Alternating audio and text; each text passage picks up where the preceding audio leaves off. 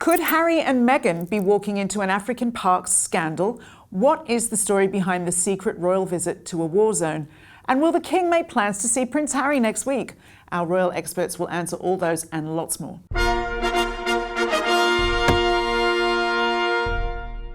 Hello and welcome to Palace Confidential. I'm Jo Elvin, and joining me to discuss all the big talking points is the Daily Mail's royal editor Rebecca English and the paper's diary editor Richard Eden. Welcome to you both.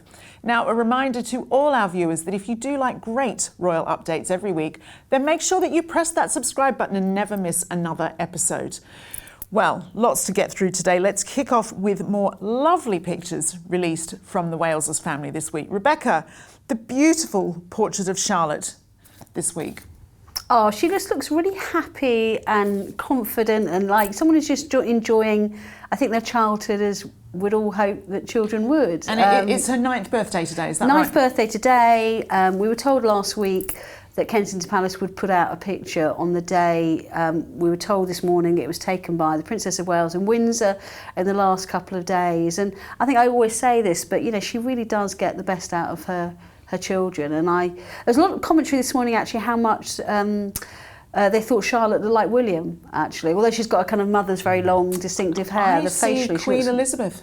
I really do. Yes, especially when she was younger, I definitely thought that. But a lot of people commenting on how much she thought they looked like William. Well, we will have more pictures of Charlotte in a very special montage a little later on. People will be pleased to know, I think. Now, we'll turn to another picture released by the Waleses, a lovely little throwback from 2011. Yeah, it was their 13th wedding anniversary and they decided to release an unseen picture of them. It was taken on their wedding day. They had the very renowned society photographer Hugo Bonan taking the official pictures, but they had another great royal favourite, Millie Pilkington, taking pictures for them privately as well. We've seen little glimpses of this over the years in the kind of back of other pictures or videos that have been going on, and but we've never actually seen the full portrait itself, and it's a lovely black and white picture. William, very notably, was wearing a different uniform to the uniform he actually got married in. And again, we'd seen a glimpse of that on their wedding day when they drove off in Prince Charles's Aston Martin. But we hadn't seen it in full. So it was a really nice touch, I thought. Oh, big one for royal fans. And God, it feels like Snappy Snaps have had a busy old week, Richard. We've been treated to a new portrait of the King and Queen as well. Yeah, this was a very important one because it was released ahead of the first anniversary of the King's coronation. It was a beautiful photograph by Millie Pilkington, who has taken quite a few royal shots in the past, quite a few for the Prince and Princess of Wales and their children. And she seems to specialise in the very natural, really kind of evocative pictures. And this one was, surrounded by flowers in the garden, and I would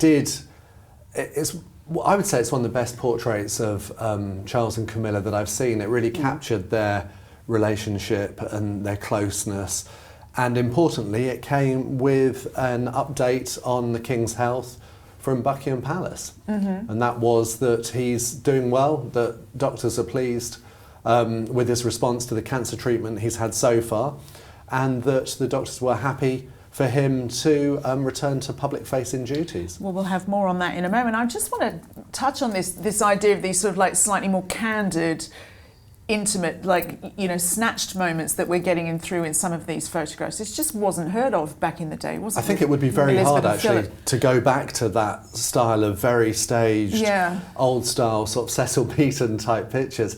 If you did it, it would almost be for nostalgia, I think. That era does seem to have passed. I agree with Richard. I think it's one of the loveliest pictures I've seen of the King and Queen. I wrote an analysis about it for the Mail on Saturday, and I kind of made the point that in royal portraits of old you would normally see the consort, the spouse, kind of looking up admiringly at the monarch, and I thought what was so lovely about this, it was actually Queen Camilla who was looking direct at the camera, and it was King Charles kind of looking up adoringly at her, and how it seemed to me to show the kind of balance in their relationship now, that he's very proud of her and what she's achieved, and the way, particularly in the last few months, the way she stepped up to the plate and kind of led the family from the front while he's been undergoing treatment. I just thought that said quite a lot about their relationship as well. Indeed. Now, you were too busy to join us on the show last week, and if you, like me, are wondering which royals have been waving at Rebecca this week, let's find out.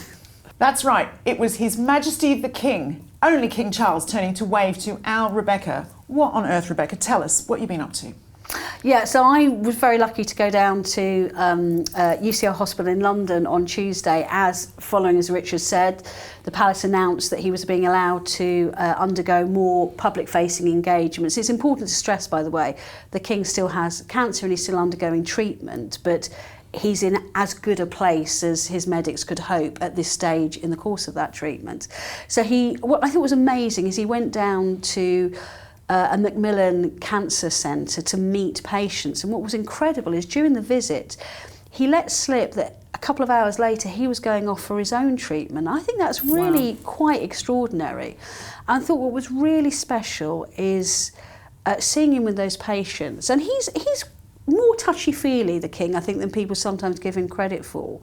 But I saw a real shift in him now, that when he was speaking to people, he ended every conversation by kind of squeezing their hand and looking them in the face. And I think his illness, however unwanted, has been quite a levelling experience for him. It is, unfortunately, it is the most horrible leveller, isn't it, cancer? It is. There's no respect there for fame, fortune, titles or anything. And it I think very much like the Queen Mother said when Buckingham Palace was bombed during the Second World War, now I feel I can look the East End in the face. I do think there's an element of that with the King, that he feels like he can look people and say, look, I genuinely know the fear and all the emotions that you are going through too. I think it's important to recognise the historical significance of this. You know, we've never had a monarch throughout our history that would have admitted to having cancer. That's true. In the case of George VI, you know, there were euphemisms, they covered it up. Yeah.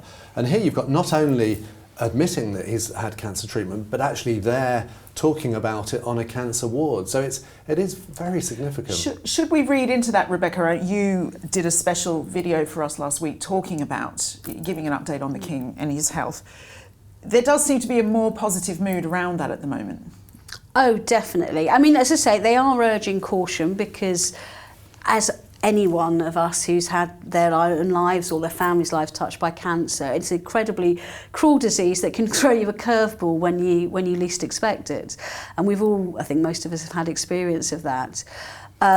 But we were all talking about it when we were down at the hospital on Tuesday, and actually, it's something I'll come to later. I was in Buckingham Palace yesterday for an event, and I was talking about it with the staff there, that the sun was shining outside the hospital, all of the kind of usual faces were there, and it did really feel like a kind of sunny uplands feeling about it. And what was great was he was so happy to be there. And actually Camilla said to people at the event I was at yesterday, she said he was really thrilled to be back out doing stuff like that. You could see how much it meant to me. And she even joked and said, I've been trying to hold him back, but you know what my husband's like, so. I think we do, don't we? But, Richard, apparently there are reports in international media that aren't so optimistic about his health. No, I mean, remember that despite all this, the palace has never said what type of cancer the King's suffering from, and they deliberately haven't gone into those details. Well, that hasn't been the case abroad, and there's been lots of speculation. There's one prominent report in America that was saying things are actually much worse than is being reported in Britain. What are their sources for that sort of information, though? Well, they kind of quoted, but it was all anonymous sources, and there was nothing, you know, even they didn't have specifics. So it's difficult, isn't it? Because certainly, you know, people have, any person, no matter how important this country, has a right to keep medical details private to an extent. You know, and they were breaking new ground, as we've said, by revealing that he was being treated for cancer. So I think no one wants to, you know, intrude or push too much, but we just have to rely on what we're told, and let's face it, what we can see. We can all make up our own mind when we see the King out on engagements as he's doing now. He was definitely slightly pale, you know, when I saw him on Tuesday, but I think that's completely understandable because he's undergoing treatment, you know, for cancer. Maybe he's lost a little bit of weight, I would say, but again, I think that's perfectly understandable. But he genuinely was in really good spirits, and I think it's part of the palace thinking is that if we say what kind of cancer he's got, then everyone goes on to Dr. Google, and, you know, unfortunately with cancer, the worst case scenario is a terrible scenario, but of course that is not everybody's scenario, and I think that's what they want to avoid, you know, people looking at that and trying to kind of diagnose him and, you know, what his journey might be like, because as he said on Tuesday, every cancer journey is so personal. Indeed. But, you know, sticking with this theme of just throwing things into the narrative void, there's apparently been reports about the King may be attending the Trooping the Colour, but on horseback. Yeah, I mean, I would be a little bit cautious about those. I wrote back in March that he planned to attend Trooping. I had an exclusive in the Mail, and I said then that he was in an ideal scenario, he would be keen to ride his mare Noble, who was a gift to him from the Canadian police, but they were looking at it practically, and the chances were he would probably drive down by carriage from Buckingham Palace and maybe stand on a dais this year, like his late mother used to do before him, because don't forget, they are still trying to protect his health. You know, they don't want him picking up a bug while he's going through treatment. And trooping, you know, by the time you've driven down from Buckingham Palace and gone through the actual event, that's a couple of hours out in public, and that's a long time for anyone, or let alone a man that's 75 to be on horseback, let alone a man that's having treatment. Yeah, I mean, Richard, the Queen, I believe, stopped riding on horseback at the Trooping the Colour when she was about 60. His Majesty is quite clearly considerably older than that now. Yeah, I mean, anyway. It was always amazing that, you know, he rode his horse at last year's Trooping.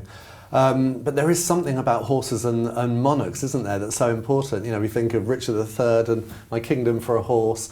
I remember one of the times I got in awful trouble with the royal family was when I ran a story that Prince Philip was not going to ride a horse for the first time. So it was a sort of, you know, milestone in his life, and he was furious. Oh, he would have hated that, Richard. With your He head, really Richard hated it. Eden. And here's the reason he gave, actually, behind the scenes.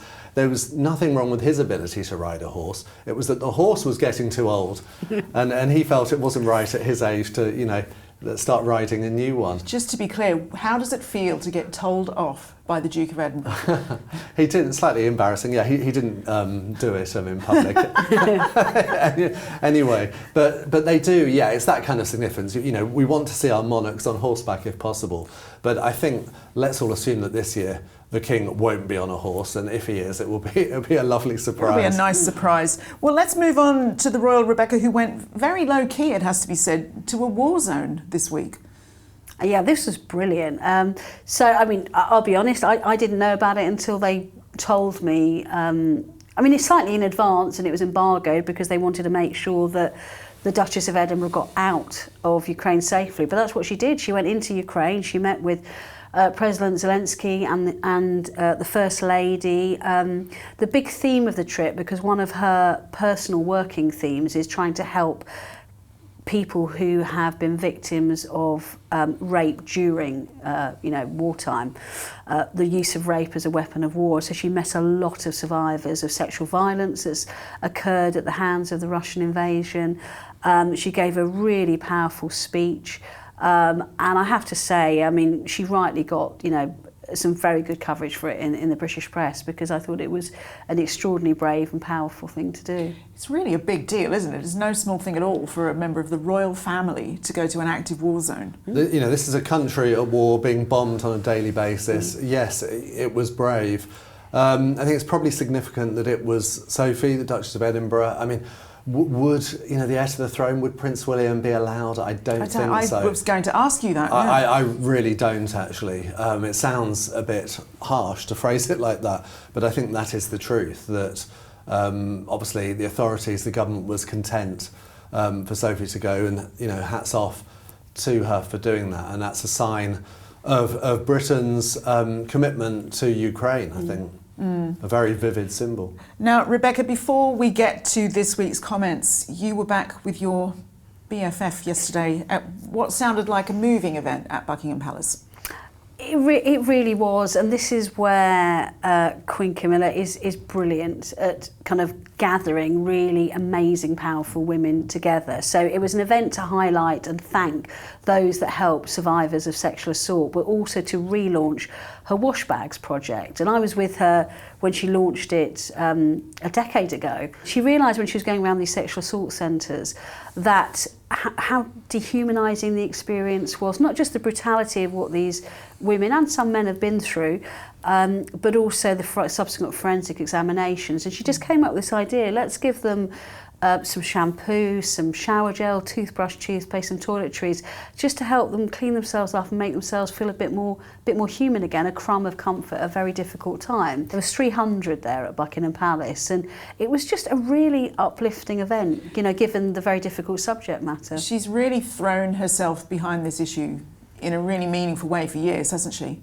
Oh, I mean, absolutely. I mean, I've been covering this aspect of her work for, you know, almost 2 decades now, and that's what every woman said there. And you know, and women there who are not necessarily monarchists, but they're a fan of her and what she's done, and they said she really has stuck her neck out for us and plugged away at this issue. Now, at the other end of the deep versus shallow spectrum, it has to be said, she has had a lot of praise this week for her outfits. She's had something of what they call a style glow-up, hasn't she, Camilla?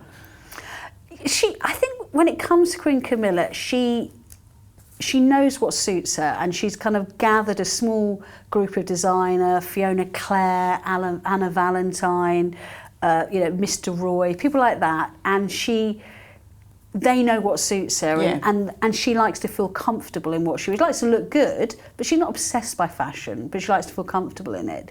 But you know, they do a really good job with her. Every now and again she breaks out. Do you remember that Anna Valentine trouser suit she wore? There's been 2 jumpsuits. Well, 2. you would spot that even more than I would, Jo. You know, she does break out. I was saying on another show this morning, I think that might be the first British queen in history to rock a jumpsuit. Probably is. Apart from Queen Elizabeth, you know, during her work as a mechanic in wartime. I stand corrected. You're very right. Stato here. That was more of a boiler suit than not a fashion statement. Not a very elegant one.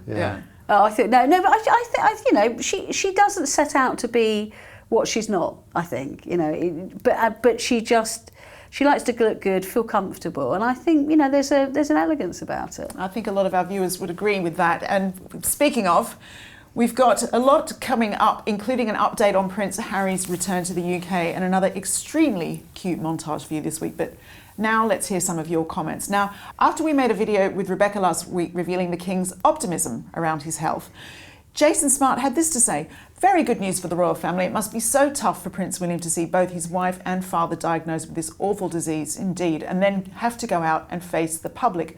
Also, special mention to Queen Camilla, who really has been the family rock." To a couple of comments now from our main show last week. Cindy Copeland was a fan of the montage. "The wedding montage was a gift to all of us who have followed this love story for so long. Blessings on this beautiful and devoted couple." Well, I think Cindy, and indeed most of our viewers, if not all, are going to love this week's montage. Meanwhile, Jeanette Blankenship was delighted with the portrait released by the Walesers of Prince Louis on his 6th birthday. William and Catherine have routinely shared pictures of their children and family. This one of Louis is expected and not revenge. They will keep posting family photos as they have for years, so no one need think there is any revenge attached to them. Okay then. Taro Milk Tea had this to say about our discussion of the Meghan bullying row, which has re-emerged. "I applaud the courage of Jason Knauf and Samantha Cohen. Absolutely agree that Meghan Markle's bullying reports should be made public." Well, sticking with the Sussexes, let's bring back my panel. Now, Rebecca the Duke and Duchess of Sussex are off to Nigeria. They are. It's a little bit of a bolt from the blue, but it was announced that they are going to Nigeria at the invitation of the Nigerian military to highlight the work of the Invictus Games, which obviously Harry founded in 2014. I think there's a possibility of Nigeria holding the Games at some point in the future. They sent a team to the last Games for the first time, but it's an interesting choice. It's, you know, a country where there's a lot of conflict going on, and there's certainly a lot of danger there, according to the people I speak to. There's a lot of commentaries, I'm sure we'll probably discuss, that it seems to be slightly a kind of quasi-royal tour as well. Well, Richard, as you've written in your newsletter this week, any trip to Africa won't be without controversy, will it? No, I mean, obviously they're very pleased that they're going to be getting top security. They've been invited by the Chief of the Defence Staff, and, you know, our viewers will remember that Prince Harry took legal action against the British government after stripping him of his security when his family was in Britain. So I think they'll have top security there. But I've made the point in my newsletter, an article for Mail Plus this week, that, you know, Invictus Games is a great project. I think everyone agrees it's done a lot for injured former servicemen and women and helped them to compete and turn their lives around. So it's been great. But I just made the point that we shouldn't overlook that there is a scandal in Africa connected with one of his charities. It's a very key charity for Harry. You know, he's very senior in it. He's still a trustee. It's African Parks. And what it is, there's been a scandal which has been exposed by the Mail on Sunday and other outlets as well, where rangers who work for this conservation charity have been involved in terrible things, torture, rape, abuse, this type of thing. And essentially what this conservation charity does is they buy up vast areas of Africa in order to conserve the wildlife within them. So that's great.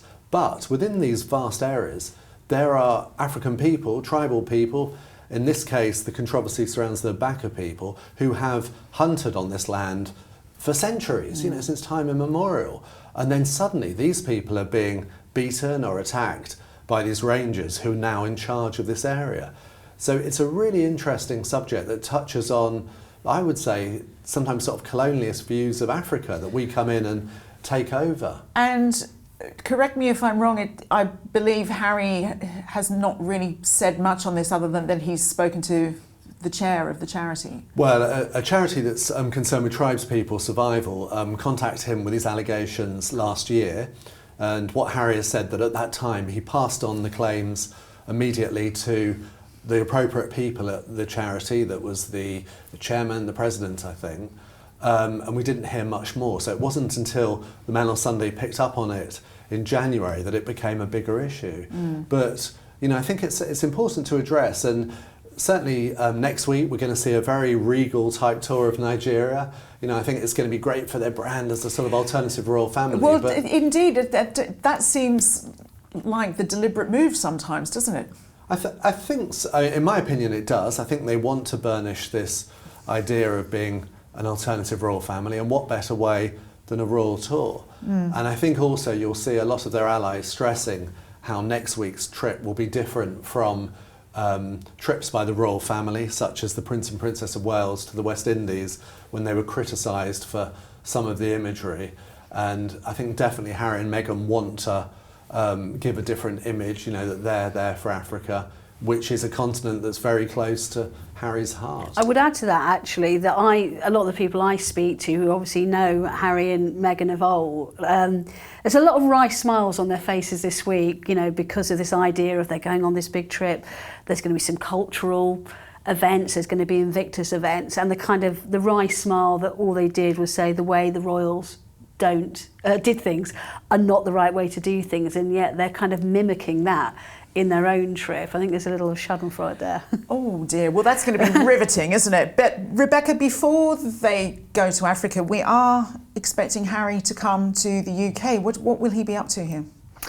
Well, again, I think we were referring to Invictus earlier on, that it's an Invictus related. It's a service at St Paul's, which is quite a grand, obviously, place to hold an event like that for the 10th anniversary of the Invictus Games. He is flying over for that. I think he's going to be giving a reading at it. We haven't had much in the way of detail. That's going to happen on Wednesday next week. I think he's expected to arrive in the country probably on the Tuesday, because it's his son Archie's birthday on the Monday. And there's an indication that he might even stay for a few days and have other charity meetings while he's here. So he might be in the country for a little while. Inevitable questions incoming, Richard. Who do we think he might visit from his family while he's here? Well, the important thing to say is that Meghan's not coming with him. You know, I mean, what's evident is that she does not want to return to Britain in a hurry. And there's many people here that won't be sad about that, and others who may be disappointed. Which camp are you in? I'm neutral in these matters. Sure, okay. Yeah. But yes, it will be interesting to see who he meets while he's here. Obviously, he'll be keen to see his father. We know that last time he came, he had what has to be said, it was quite a brief meeting before the King went to Norfolk, I think about half an hour, to see him then. Obviously, he's got his his father having treatment for cancer, but also his sister-in-law. Yes. Will he see Catherine? I think that's much more unlikely. And from everything I hear, William won't be meeting him, and that is a meeting which is not going to happen again in a hurry. Rebecca, is there any official word as yet on why Meghan is missing the UK leg of the trip? Not that I've heard, but I mean, obviously we've heard from sources close to her over the last few years that effectively said she's done with Britain, she's had enough, doesn't like the drama here. I mean, there's a lot of people... Weather's terrible at the moment. Yeah, it is terrible at the moment. And there's a lot of people, I think, who will feel that maybe she's the one that brings the drama with her. But I do think it indicates that, she's got no intention of setting foot here anytime soon. Because, of course, Harry's coming here, so it'd be so easy to travel with him. Instead, it seems like she's going to go direct to Nigeria and meet him there. Well, you can pop out a few more bottles of jam before you go that way, can't you? Yeah. What we should say, though, is that they have appointed a PR person exclusively for Britain and Europe. Oh, yes, now. we were discussing this last week. Yeah, I mean, and they're spending quite a lot of money employing this person, so that shows you that they clearly do think it's significant. And I think while Meghan might be wary of being booed perhaps at St Paul's, last time she was there, there were a few boos that were recorded, she may be wary of that. I think they still clearly see the importance of keeping up those royal links and the importance of Britain. Well, and indeed, they've hired the PR team, but turning to American Riviera Orchard, we've had lots of hype about it. We had all those influences of drip feeding the pictures of the jam. Still hasn't found somebody to hire to run it. No, this was a story I reported last weekend, was that even though Meghan's interviewed quite a few potential candidates for the role of Chief Executive of American Riviera Orchard, apparently she's abandoned the search. She hasn't found an appropriate candidate. But very interestingly, she's now in talks with Netflix about a commercial partnership. Now, I should explain what this would be is that the lifestyle brand is going to tie in with the cookery and lifestyle program that she's currently filming for Netflix. So it would be a new venture for Netflix to get involved with products. So, for example, it could be something that they, maybe she invites Serena Williams to cook a meal at this house together, and then there's something that they drink or whatever that could then be sold through a chain of shops in America. But that just sounds like an infomercial. That doesn't sound like a high-end lifestyle brand. Yeah, but we've seen the power of Netflix over and over again. They have so many subscribers. I mean, take one example. One of my favourite singers, Kate Bush. She got back into the top 10 in America with a song that was years old because it featured in a hit Netflix series. Yeah. So it's very powerful, and for Netflix, it could be a very useful way of getting some money back from their deal with Harry and Meghan that cost them a lot. And do you think that's a positive move, Rebecca, or do you think it just shows this enduring thing we seem to have where the Sussexes find it difficult to get and keep staff? Yeah, I mean, staffing has been a big issue. They have a big turnover. I mean, in addition to this new PR spokesman in the UK, they've also promoted some people in America and appointed a new spokesman in America to add to their team. So that would suggest that they still feel they've got a lot to say. I think it'll be interesting to see how long they last. Well, one to mark in your diaries is we will be discussing Prince Harry's visit to the UK on next week's programme. I bet you're super surprised about that. But now, let's move to, I feel like we need a trumpet herald, the Princess Anne section of the show. Richard, you have a fascinating story involving the Princess Anne and the Queen's ex-husband. Well, this was actually something that Princess Anne didn't do. She's We'll find a way to twist it into the Princess Anne section. Exactly. Yeah. No, she's Colonel of the Blues and Royals Regiment, and there was a memorial service for a former commander of the regiment, General Sir Richard Vickers. It was at the Guards Chapel, stone's throw from Buckingham Palace. She couldn't attend for whatever reason. So who did she send to formally represent her? Was Queen Camilla's ex-husband, Andrew Parker Bowles. Now, is that an obvious choice? It kind of is. It made sense because he actually was an adjutant. He served with the general whose life they were celebrating. So it made perfect sense. But also, lots of our viewers might not know that Brigadier Parker Bowles is actually an ex-boyfriend of Princess Anne. So for me as a social diarist, these links are most intriguing. And very, very entertaining. Now, Rebecca, given that tangled history, it would probably surprise a lot of people just the affection there is for Andrew Parker Bowles in royal circles. Oh, I mean, Queen Elizabeth loved him. He actually was her silver stick in waiting, which is a ceremonial position. And he would formally represent Queen Elizabeth, you know, despite this kind of complicated family history. Queen Elizabeth was very, very fond of him. And he's very, very well regarded in royal circles, as well as being this kind of dashing man. I mean, he was even the, wasn't he, Richard? You'll know more about this than me. He was the inspiration for Jilly Cooper's. He was one of the inspirations. Riders, you know, Rupert Campbell Black. Yeah, it was hero. Jilly Cooper's classic Caddish character, has to be said, was Rupert Campbell Black, and he was one of 3 men who inspired the role. He knows Jilly Cooper quite well. So. Yeah. Gosh. Dame Jilly Cooper now, we should say. But yeah, so he's very, very well liked and very well regarded in royal circles. And I think there's a kind of certain elegance to the relationships, isn't there? That, you know, people could just brush this stuff under the carpet and carry on as if nothing had happened. We should say that he and Princess Anne are quite often seen together. They both love the racing. You'll see them at... Well, should we be talking about that, or is everything all right? You'll probably see them again at Royal Ascot. You know, that's it's one of those things. But he's almost a member of the royal family, frankly, isn't he? Poor sheltered Jo. She's actually shell-shocked by my mind this. is blown. I mean, Rebecca's almost a member of the royal family. But come on, it's good to stay in touch with your exes, isn't it? Tell us, Richard. That's a whole other show, I'm afraid. Princess Charlotte turns 9 today. A very happy birthday to her. And to celebrate, we've brought together some of our favourite pictures of her over the years.